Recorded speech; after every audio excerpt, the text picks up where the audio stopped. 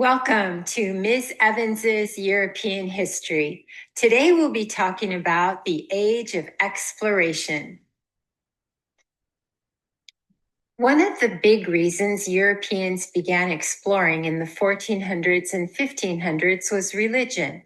At this time, Christianity was central to European life, and the Catholic Church had a strong influence. Many explorers, kings and queens, believed that spreading Christianity was not just a choice, it was their duty. There was also a competitive side. Spain and Portugal wanted to spread Catholicism, while later explorers from England and the Netherlands wanted to promote Protestant Christianity. Another key reason for early European exploration was politics. In the 1400s and 1500s, powerful monarchies were rising in Spain, Portugal, England, and France. These kings and queens wanted to show their strength by building empires overseas. Exploration became a way to increase national power and prestige. If a nation claimed new lands, it could expand its influence, control valuable trade routes, and gain advantages over rival countries. Another major motive behind European exploration was the commercial revolution. During the late Middle Ages, Europe's economy began to change. Trade was expanding, banking systems were growing, and new business practices like joint stock companies and insurance companies were developing. Merchants and investors wanted new markets and direct trade routes to Asia for spices, silk, and other luxury goods. So the commercial revolution provided both the motivation and the financial tools for exploration. Wealthy merchants and monarchs saw overseas exploration as an investment opportunity. Another important factor that drove European exploration was advances in technology. Before the 1400s, long-distance sea travel was risky because sailors often got lost or wrecked. But new inventions made voyages safer and more possible. The magnetic compass helped sailors know direction even when they couldn't see the sun or stars. The astrolabe allowed them to measure latitude, figuring out how far north or south they were. Ship design also improved. The caravel, for example, was smaller, faster, and easier to steer, making it perfect for long ocean voyages. Another breakthrough was in maps and navigation charts. As explorers returned, they added new information, creating better maps that encouraged others to keep going. Now, let's look at the role Portugal played in early exploration. Prince Henry the Navigator was very influential in early exploration. He didn't actually go on voyages himself, but he financed and encouraged expeditions along the West African coastline. His goal was to find gold and open up trade routes. Because of his support, Portugal became a leader in exploration during the 1400s. In 1488, Bartholomew Diaz became the first European to sail around the Cape of Good Hope at the southern tip of Africa. This was a huge breakthrough. It proved that Europeans could sail around Africa toward Asia.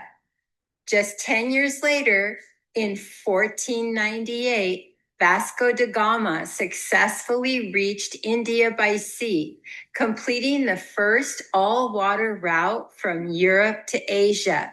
This opened a direct access to the valuable spice trade.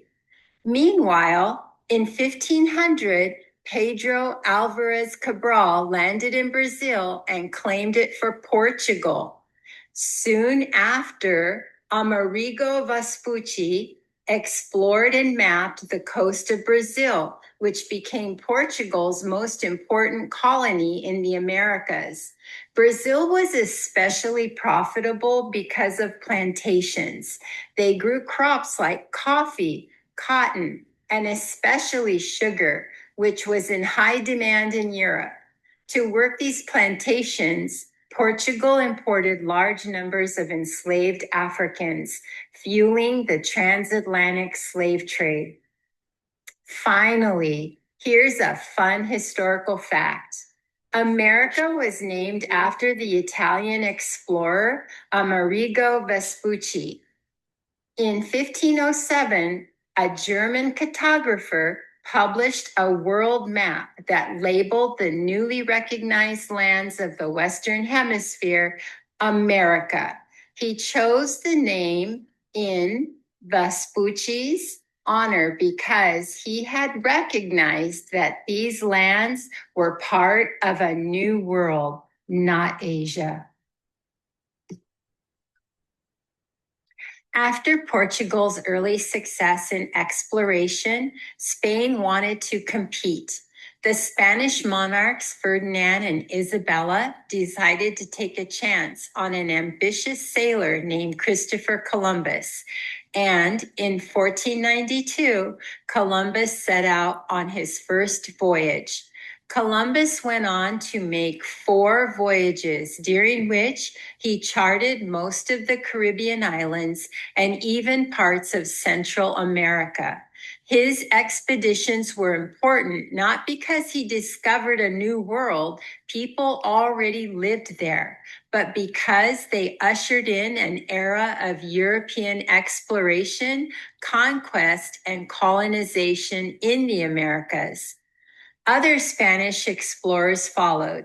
In 1513, Vasco Núñez de Balboa crossed the Isthmus of Panama and became the first European to see the Pacific Ocean from the New World. Soon after, Ferdinand Magellan set out in 1519 with the goal of sailing all the way around the globe. Although Magellan himself was killed in the Philippines in 1521, his crew completed the voyage in 1522, achieving the first circumnavigation of the world. In 1494, Spain and Portugal nearly clashed over their new discoveries. To prevent war, they signed the Treaty of Tordesillas, approved by the Pope.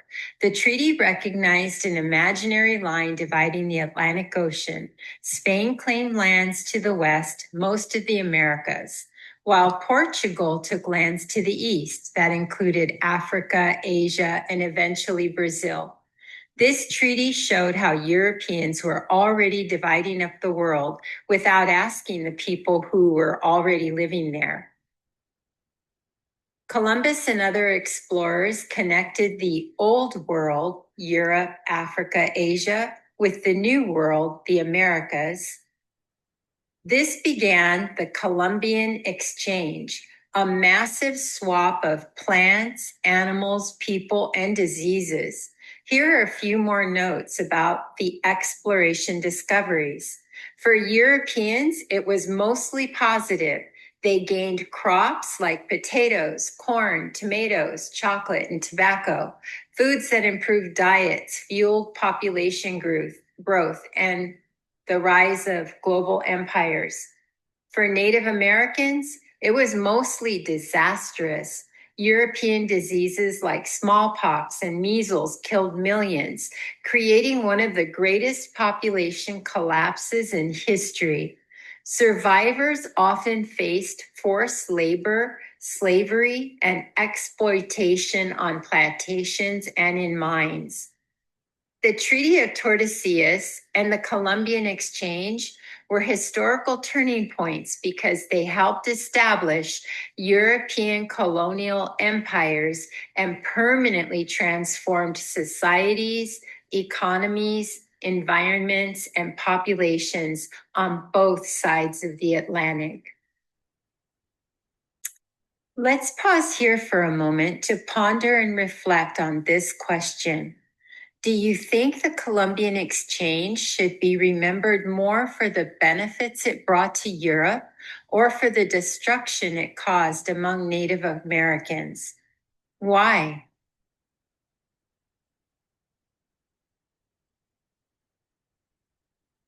The big picture takeaway is that the Treaty of Tordesillas and the Columbian Exchange reshaped the world, launching European global empires while devastating native populations and transforming life on both sides of the Atlantic.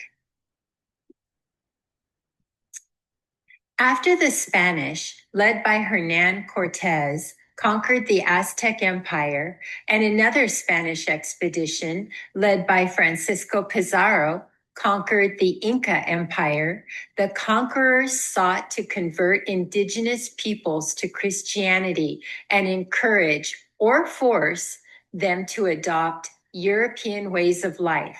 Some Europeans believed they were saving souls, while others exploited and treated indigenous peoples very harshly. One Spanish priest, Bartolomé de las Casas, spoke out strongly against the cruelty. He argued that the native people were human beings who deserved respect and fair treatment.